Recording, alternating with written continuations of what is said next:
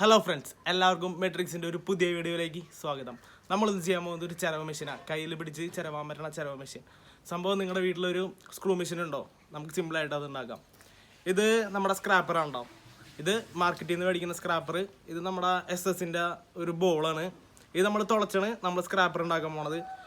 ഇത് ഞങ്ങൾ മാറ്റാനായിട്ടുള്ള കാരണം ഇത് ഭയങ്കര ഡേഞ്ചറാണ്. പിന്നെ ഈ സാധനം ഭയങ്കരമായിട്ട് തെറിക്കും. ഇത് നമ്മുടെ സാധനം ഒരിക്കലും ഡേഞ്ചറല്ല, ഒട്ടും ഡേഞ്ചറല്ല. അതുപോലെ തന്നെ തെറിക്കൽ കുറവായിരിക്കും. അപ്പോൾ നമ്മുടെ വീഡിയോയിലേക്ക് പോവാം.